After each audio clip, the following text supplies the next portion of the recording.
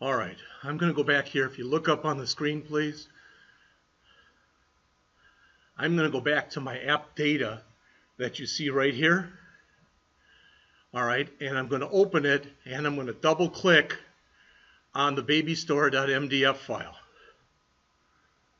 And lo and behold, look what it opened up over here.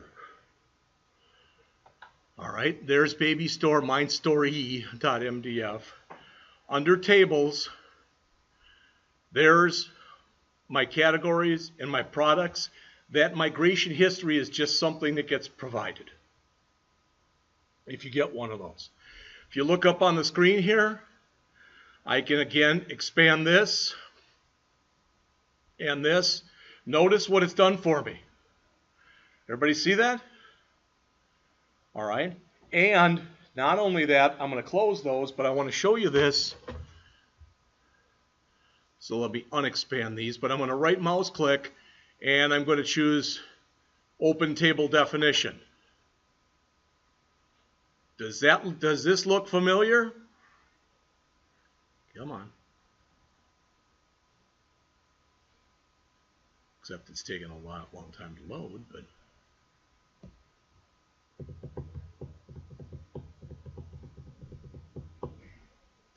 point is, what we're doing there is that's code first. Does that make sense?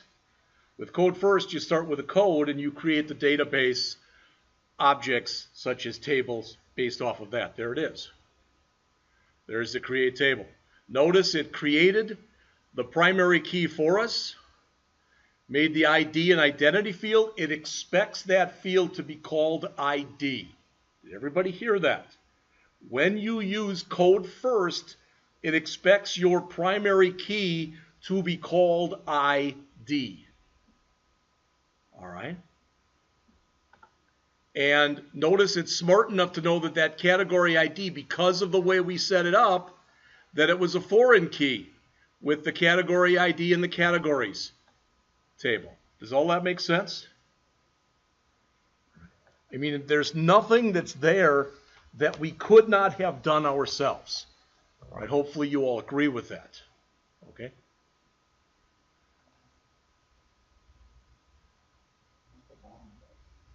The bottom part down here. Go create non-clustered index IX category ID on products category. What I believe that is saying is by putting in a non-clustered index, it's going to make sure that in this case that there is, I think it's going to try to make sure that there is a category that maps up with it, with the product. All right, I'd have to look it up to get any more than that.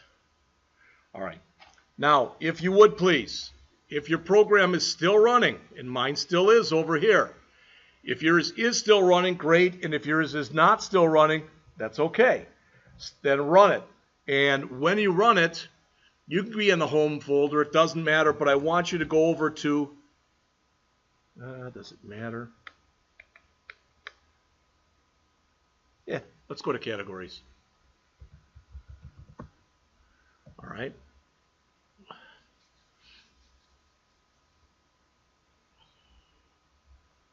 Notice how it's spinning, still waiting, because I'm looking at them thinking, hey, where the hell are my categories? They're going to come.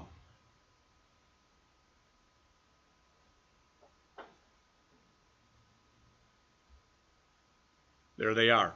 Now, we don't want to create any more categories, but from right here, what we can do is we can click our View All Products button, or our link right up here. So please click that link, View All Our Products.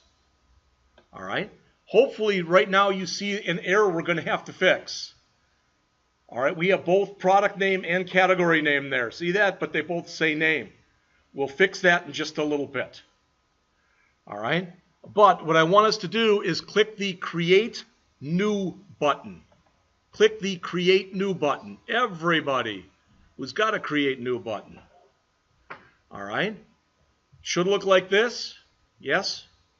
All right, look up on the screen if you would, please. Try to make your life easier. I'll put it in just a minute, but try to make your life a little bit easier here. This is page 35 in the book. All right, please put in this stuff that you see right here, everybody see these? There's 4 things. Red sleep suit, blue vest, red fluffy dog, and 3-pack of no leak bottles. And I'd say type it in nice and slow unless you want to practice using the edit button, and that's up to you.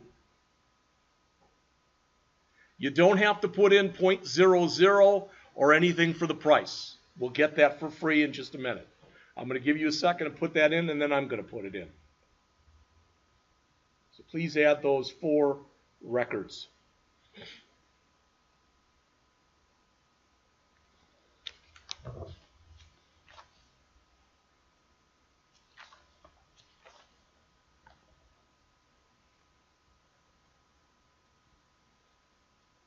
And it's also in your book, if that's easier for you, on the top of page 35.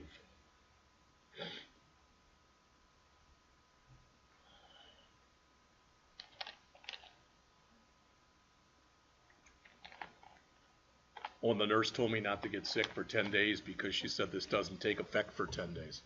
So.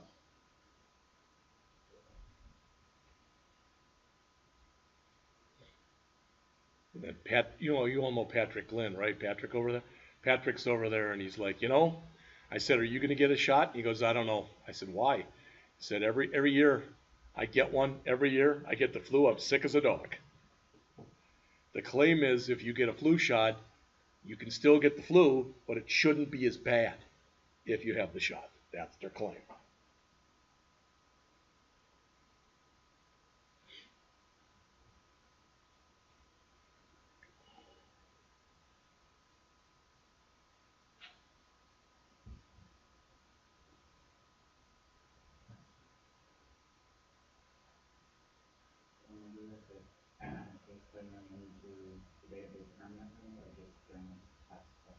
It is putting them into the database permanently.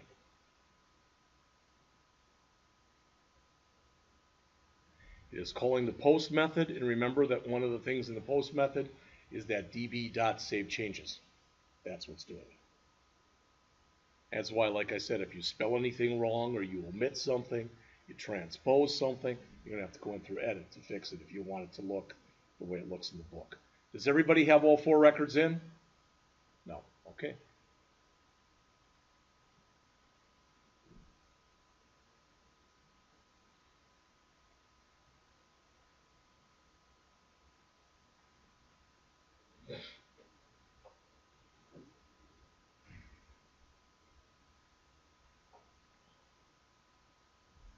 So again, to go back to Colin's question, when you are putting these in and you click the create button, you are calling the HTTP post method for the create for products. And one of the things that's in there is db.savechanges, right? Which is exactly what it's doing. Now, does everybody have all 4 records in? Anybody who does not? All right. Give me just a second then. I want to put them in myself here. Stop this.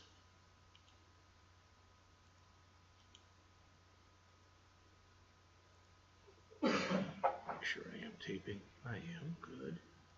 All right. So I'm going to come back here as well.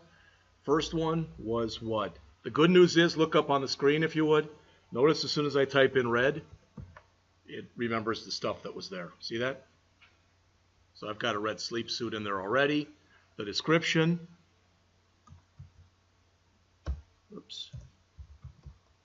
for sleeping or general wear, it's $5, and it's close. Create. All right. Now I want to show you something. If you look on the screen, please.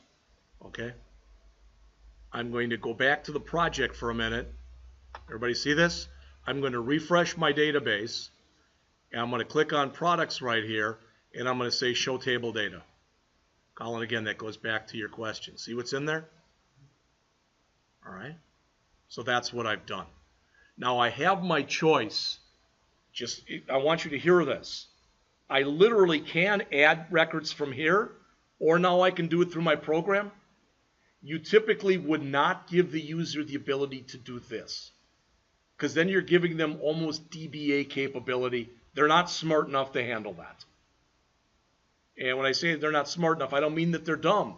They're not experienced enough. They're not trained enough to handle that. All right, so I'm going to close this. I'm going to go back again. And I'm going to click again, create new, put in the second one, which is blue vest.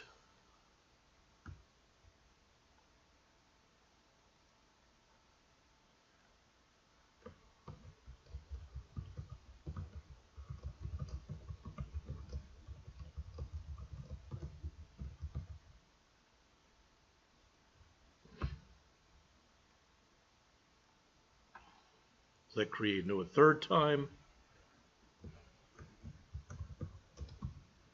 Put in my red fluffy dog.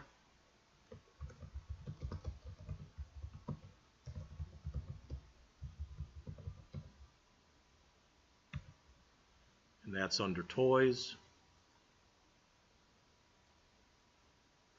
And then finally,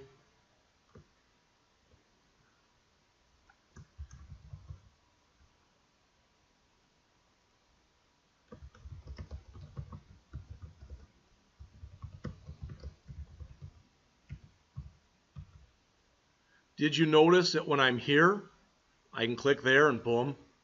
I think I can also put an F in here. See that? Everybody see what I just did? All right, I can't always click here, but if it's at close, if I just come in here, click in there and put in an F, it changes it for me.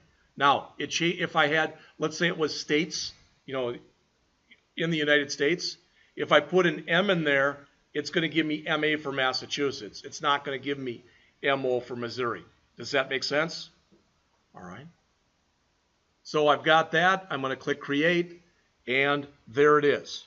So again, they show you this on the middle of page 35.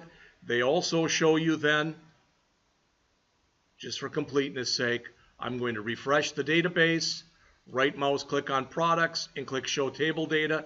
And you notice that now I have my 4 records there also. All right. So that's everything on page 35. All right. Turning up to page 36, this is where the author mentions the following. Please look up on the screen. These both say name. Probably for most of us, that would be a little bit confusing. Now, you know, you're all smart enough that you could figure out, oh, that's the category, because we only have 3 of them, right? But what if, you know, I've never heard of a toy called toy, but what if for some reason you had that? See what I'm saying? It could prove to be at least a bit confusing. All right? So, how do we fix that? Pretty simple. What I want you to do, please, if you would, go back here. All right? Everything I've got open here, I want to close. I don't want any of this stuff open. There, that makes it much easier for me to see what's going on. You may or may not agree with that. But what I want to do is under models, I want to open that up, and I want to open up my category.cs file. That's right here. Whoops. Sorry. I want to open up my category.cs file. All right? Now, everybody see this? The problem right here is name, because by default it gives you the same name as it has in the database schema. We don't want that. We want this first one here to say category name. Please look up on the screen. You don't have to do this, but I'm going to hit enter twice. So I'm going to have a little space in there. And then I'm going to put in this. Display. Then in parentheses, name equal, double quote, category name. Just like that. All right. And you'll notice I get some errors. We'll fix those right now. But go ahead and type that in if you would, please. Even if you get the errors, don't worry about it. We're going to fix them in just a second. What you're typing in right there, and I'm going to hit enter one more time there, so each one of them has got their own area. What you're typing in right here is actually got a name. It's called a data annotation. We're going to use data annotations a lot. Did everybody hear that? This is an example, but what you can do with the data annotations, if you look up on the screen here, we could say right here, we could set a minimum and a maximum. Then the product name would have to be like, say, 3 to 30 characters or something like that. See what I'm saying? For the price, we could say that nothing in our baby store is priced over $50. And we could set a maximum of $50. So this is the kind of thing we're going to be working with. We get the error if I put my mouse here because we're not including using system.componentModel.data annotations. You need this line right there. So you can either click on the error and choose the fix button, or you can manually type that in. Either one will work just fine.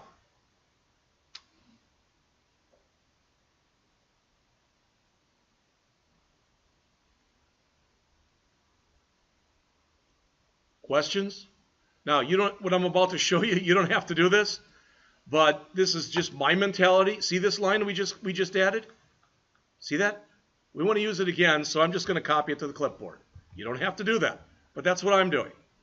Then if you would please, under Models, open up your products.cs file right there. All right? And the first thing I'm going to do is I'm going to add that line back in there using this using line. You don't have to do that. It's gray right now because we're not using it. All right? It's gray. That's okay.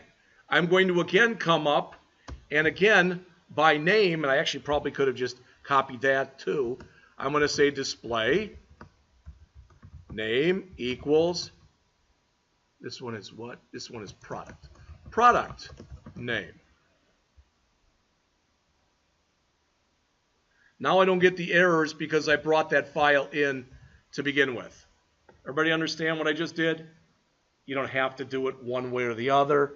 You know, there's no police around that are making sure you do it this way or you do it that way. So, all right. Now that we've made changes to, for lack of better words, our schema, we got to go back and do another build solution. So please go back and do another build solution.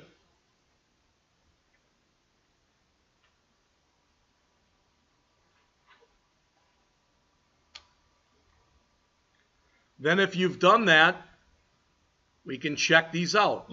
I'm going to go to products under my views, and I'm going to bring up for product, it doesn't matter which one, but I'm just going to bring up the index page. If you don't want to bring that one up, you can bring up any one you want and just make your way over to it. But look on the screen if you would, please.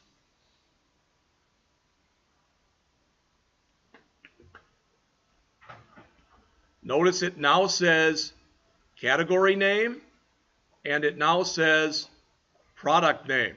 That's what it looked like right there. That's what we just changed. Now, if you make it small enough, they're going to be on two different lines. So the word category will be on one line, the word name will be on another line. Remember, we've got Bootstrap here. So this thing is supposed to be responsive. If you look up on the screen here, you'll notice that it pretty much is. All right, there's nothing special we've had to do so far to make that work.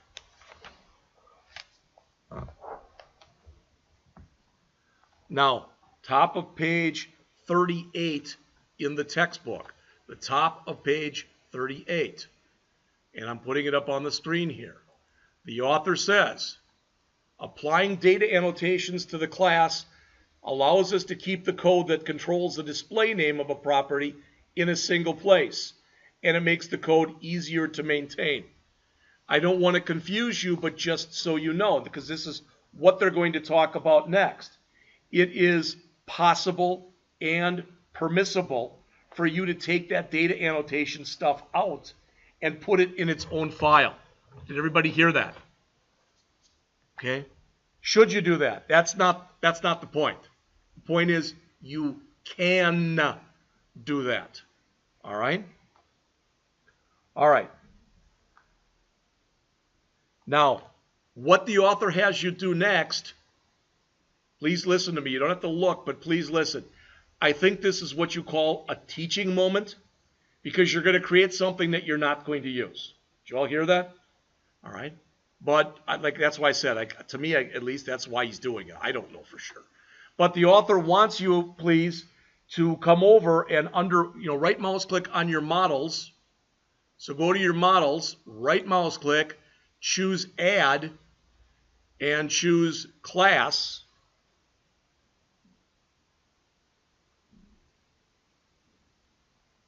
All right, and we want to call this class Product Metadata. You look up on the screen here, product with a big P, meta with a big M, data with a big D. Product metadata.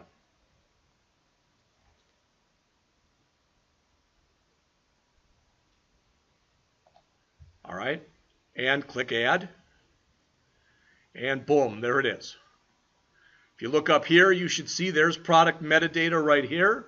If you look up on the screen, and if I look down in my views,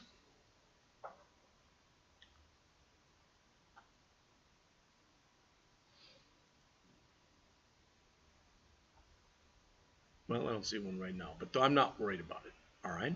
Now, the author wants us to change a couple things. Okay. First thing, please look up on the screen here. You are to add at the top metadata type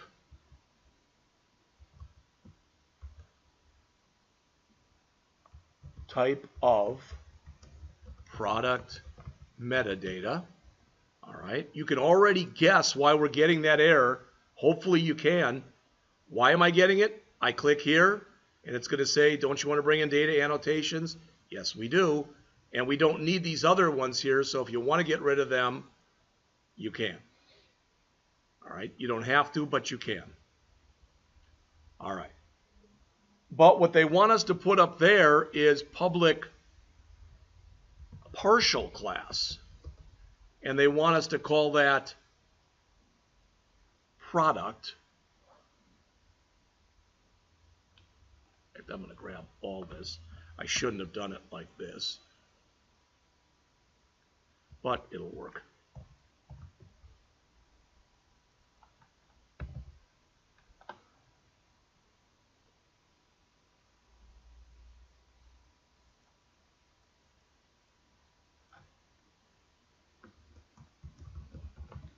Whoops.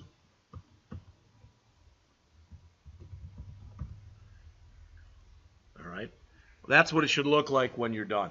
Now, might be a little hard to read what I've got, so let me put it up here. It's the middle of page 38. It is right here if you look up on the screen. That's the way it should look when you get done.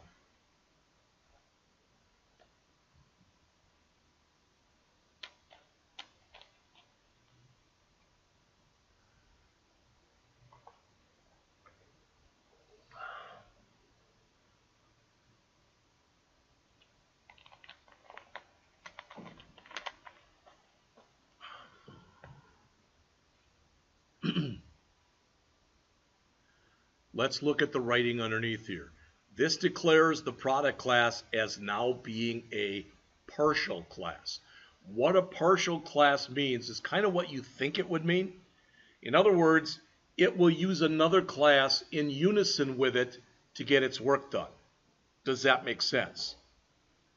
If you imagine that you've got somebody who's got a job, and let's assume that Tony's got a job here, and he's supposed to work 40 hours a week.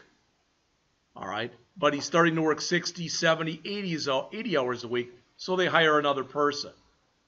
All right? It's kind of the same idea. All right? Now, this is what I found confusing. The author says, modify the product class back to its original state, but declare it as a partial class so it can be used in conjunction. What?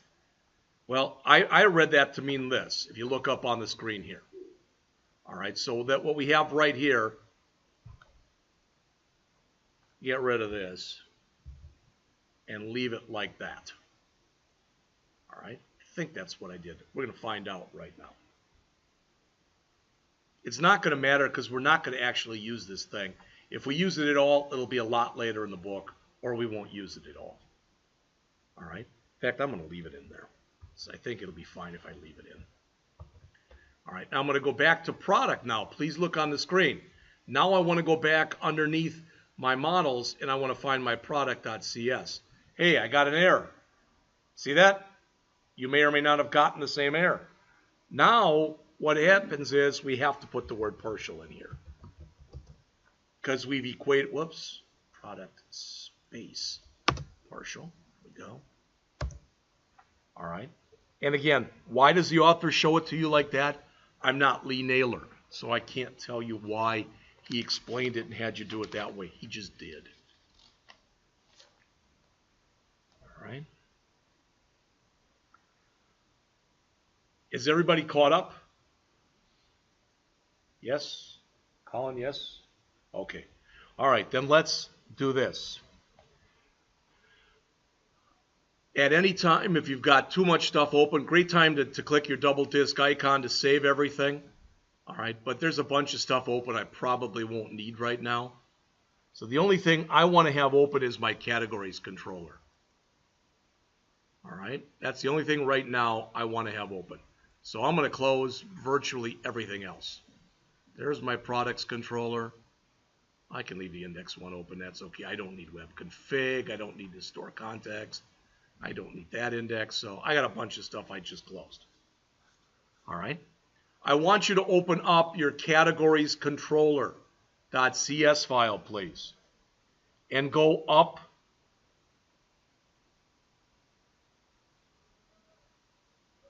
to the top and find the index method. Everybody hear me? It's right here. They want you to change this.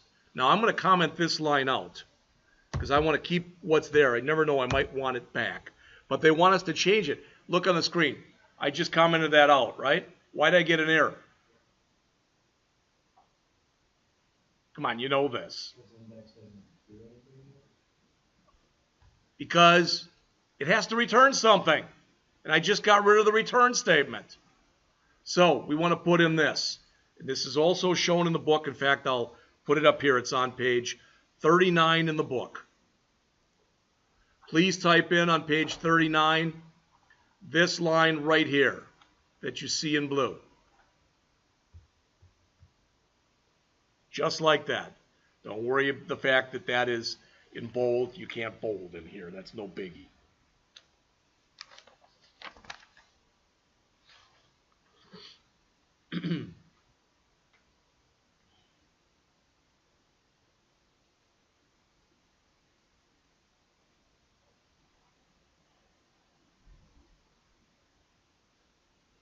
After you've done that, click your double disk icon, and as they show here, go over to categories.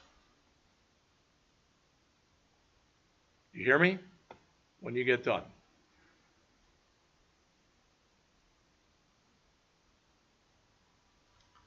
Just like you, but I'm just going to copy it, throw it onto my screen.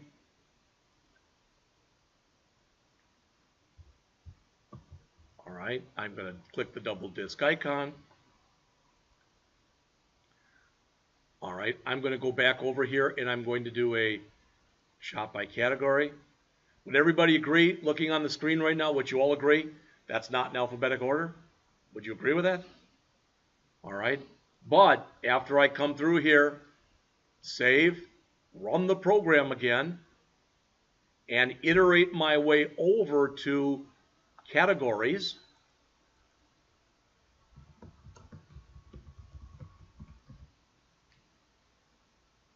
Now look, it is in alphabetic order. All right. Now that's not a gee whiz type of thing. I understand that, but it's a really, maybe it's the most important thing you've learned this semester. If you look up on the screen, that line of code, that line that you see right there, is called a Lambda expression. L-A-M-B-D-A. I think there's a B in it. We'll find out in a minute. What it says is this. I'm going to call something C. You with me? Look on the screen. I'm going to call something C. All right? Whatever C is, I want you to take its name that you're going to list, but I want you to do an order by. So in other words, in English, it's saying, I want you to take the categories and put them in alphabetic order. Does that make sense? And that's exactly what it did. What's nice about that, you can keep adding categories, and you know they will now be alphabetized. Did everybody hear that? That's what's nice about that. So, as they mention here, all right, it says this code uses what is referred to as link syntax. You may, well, let me ask, how many of you know what link stands for? Anybody? It literally stands for line integrated query.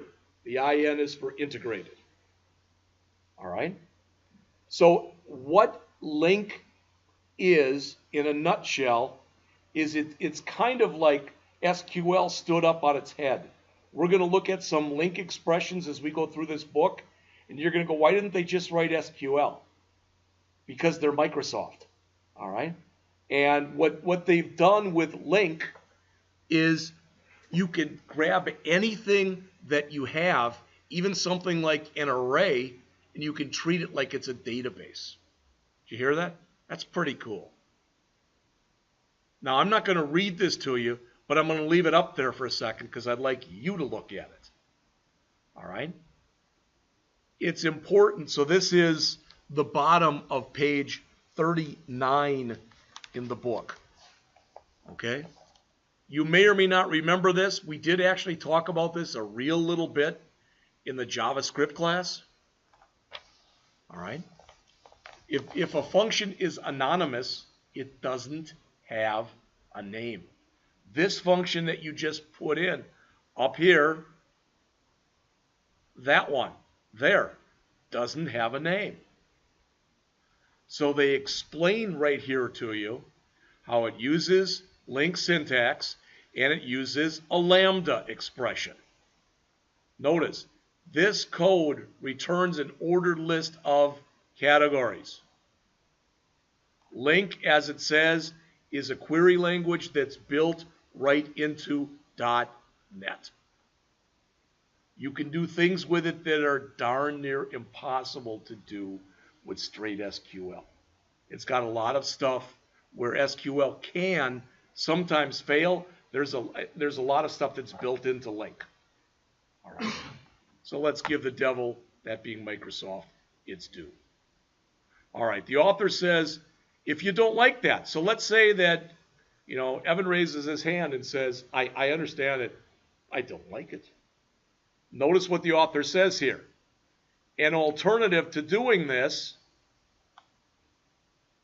is to use a non-lambda expression, but typically it results in more code. So in Chapter 3, they'll show you both of them in action. All right? So, if you look at this, this is what I want you to read. Again, lambda expressions are anonymous functions. They enable you to create an expression where the value on the left-hand side of the equal greater than is the input parameter. That was C up above. And the value on the right is the expression to be evaluated. It's C.name. All right? And return. Again, as it says, it takes a category. It takes a category as an input and it returns its name. So in other words, it's meant to put the orders table on screen in alphabetic order. That's it. There's no more to it than that. I don't mean to make, like, oh, wow, that's fine, Jeff, but it's kind of a waste of our time. It's not what it was meant to be.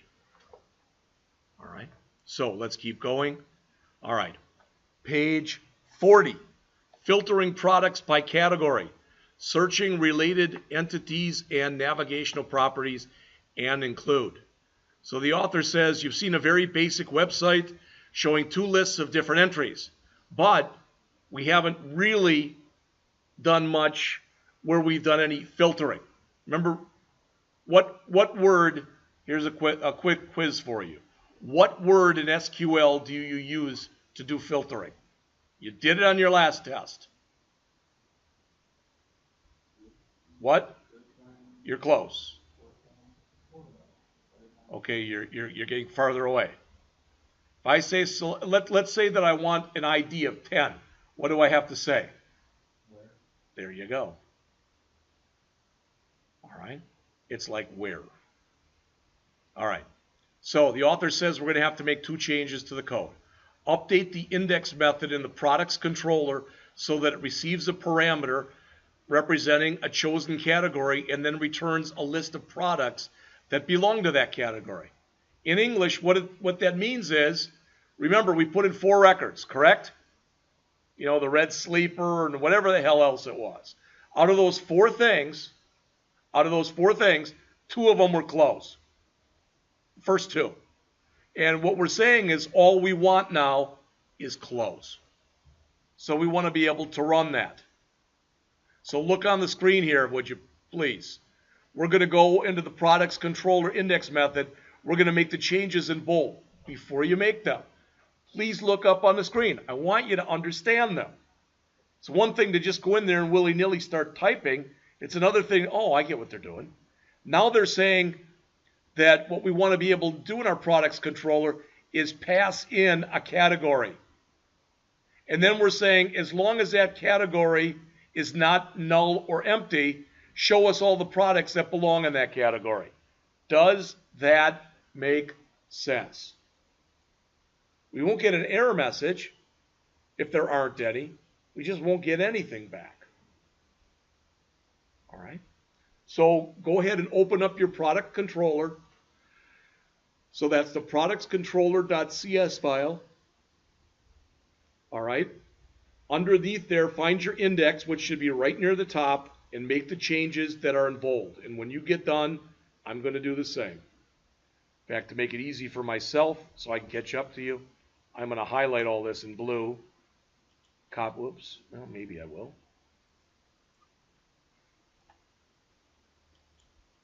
And copy it. All right? If you don't like my explanation, you can look at the one that's down below. All right? I would never say, yeah, you should listen to mine because I'm so much better than the author. It's the other way around.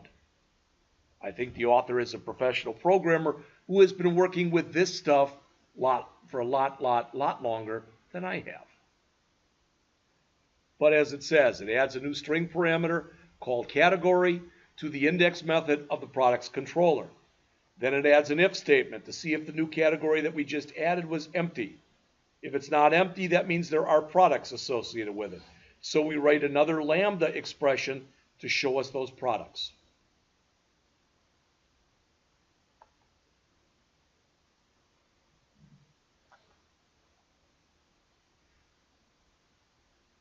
Again, look on the bottom, up on the screen here. I'm still on page 40, but the author says that line, var products equal, etc., that stuff. All right? It says, first we have to change this, okay? And then it says we're going to basically end up adding this. Okay, we're going to do all that in just a second. Let's do them one at a time. So let me grab this. I've copied it to the clipboard. I'm going to come back here.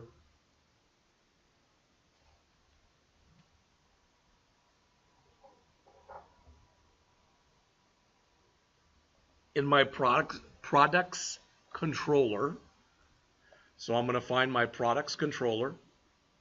So I'm going to go look under controllers. Find my products controller. All right, open that up. Find the index method, which is right here. And I cheated. I just grabbed the one from the PDF. So there it is. Again, the explanation I gave you, and it's in the book.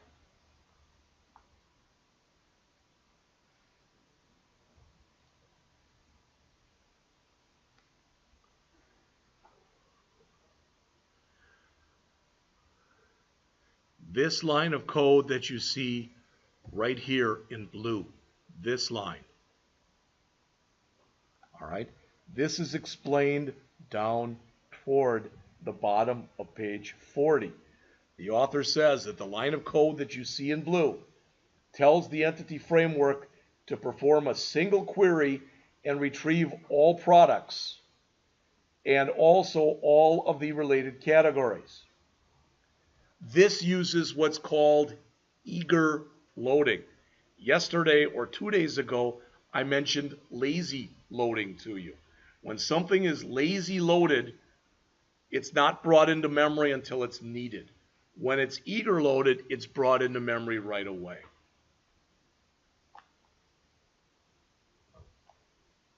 So the author says here, jumping back to the book here, there are performance implications in choosing which method of loading to use. Eager loading results in a one trip to the database, but on occasion may result in more complex joins, so it can slow the system down. Lazy loading results in several trips to the database. So each one has their pluses and minuses. All right? So the author, this is maybe the most important part of this, if you look up on the screen here. These last couple paragraphs that are on page 40. The author says this products variable is filtered using where. All right? Eventually, Tony gave me the answer, and we talked about using where for filtering. Because we want to match products where the name of the product's category matches the category that we pass into it. Okay? Seems that it says this may seem like a little overkill, and you may be wondering why I didn't just use category ID and pass in a number. Okay? It says the answer to this lies in the fact that using a category name is much more meaningful. Does that make sense to everybody? If I've got 55 categories, and let's say that category 53 is, I don't know, burp cloths, all right? I would rather be able to put in burp cloths than have to remember that it's number 53. That's exactly what the author is saying there. So the author says in the last paragraph on this page, last paragraph on page 40, this is an excellent example of why navigational properties are so useful and powerful. By using one in the product class, we were able to search two related entities with minimal code.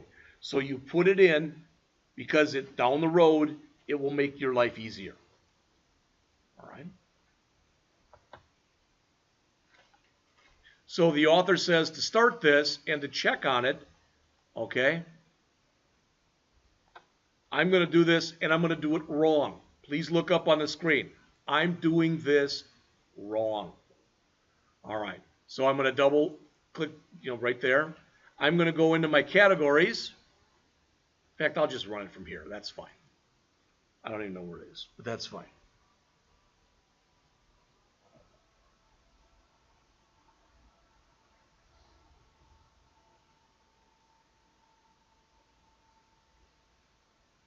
So from here, I know that I can go to products.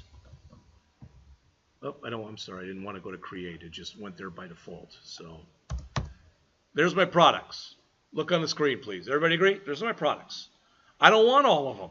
I want to just be able to put in close. All right? What we'd like to be able to get to, look on the screen because this is important. All right, what I'd like to eventually be able to get to is this. I want to be able to just have close go right there. Does that make sense? Because that's a prettier URL. But it's not smart enough yet.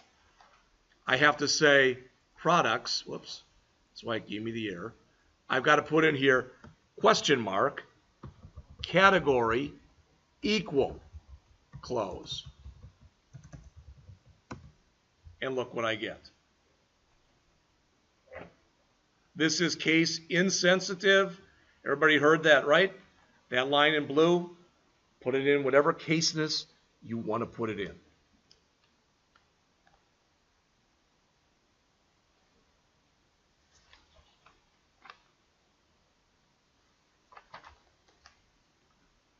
right? If you look up on the screen, what are our other categories? One was toys, right? So I'm going to change that to toys. There's my toys. I think the last one was that feeding. I don't remember. Is that what it was? Feeding? Not feedings. But look on the screen if you would, please. I put feeding. Let's say I put in feedings. Look on the screen. Now I know that I don't have anything called feedings, right? With an S on the end. I didn't get any mean message. I could have. We could have coded it to say that, you know, literally there's nothing that meets that criteria. All right. So, looking back up here in our book, going to the bottom of page 41, very bottom of the page. The author says to finish the functionality for filtering products, we need to change the list of categories in the categories index page to hyperlinks. Again, what are we doing? We're trying to make this as simple for the end user to use as possible. So, see this line right here? Everybody see this line? This is what we're going to put in just a minute. I'll come right back to it. We want to go into our views categories index file. Views categories index file. All right. So what does that mean? I want to go here, stop the run, go to views. There I am, categories, open up the index file, which put me right there. All right. And the author says once you're there, once you're there, it says update the line of code for the HTML display 4 item name, which is, look on the screen, that's this one. There's not anything in here. Oh, that's the heading, I'm sorry. Down here, right there. You want to replace that with this. How do I know if it works? Click the double disk icon. Run the program again. It pushed me back to categories index.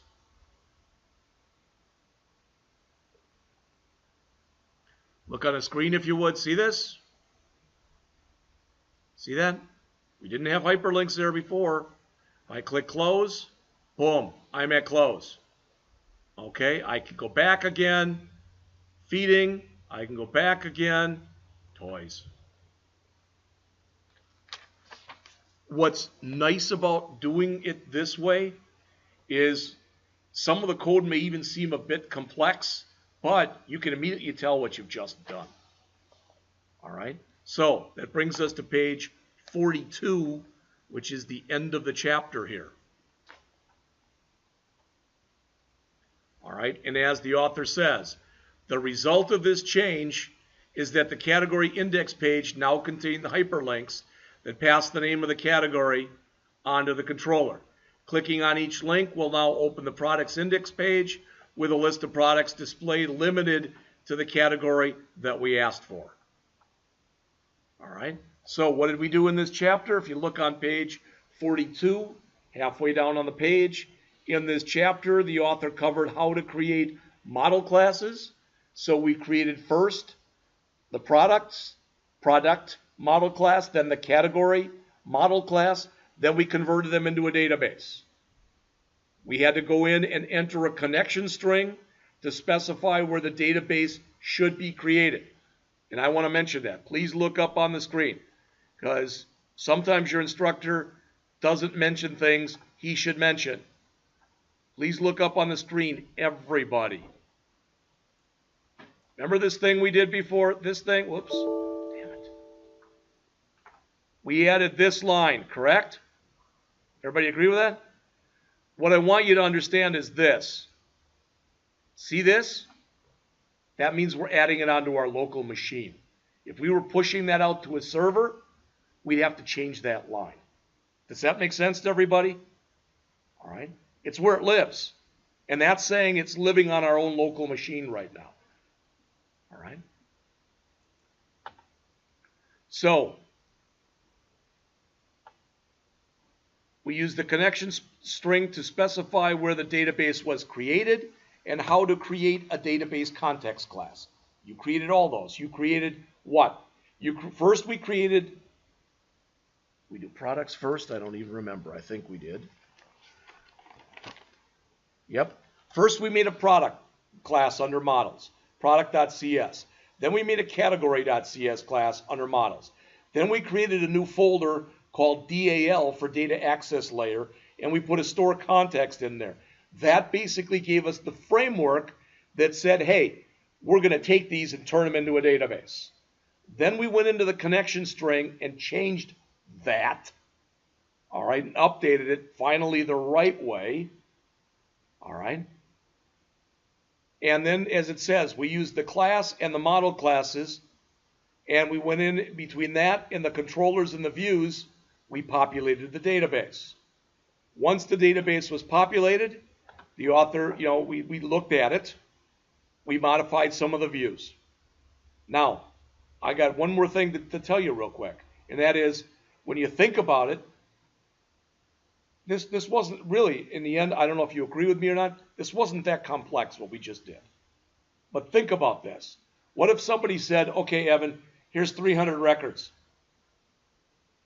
I think it would take Evan quite a bit of time, whether they were products or whether they were categories, to put in 300 records.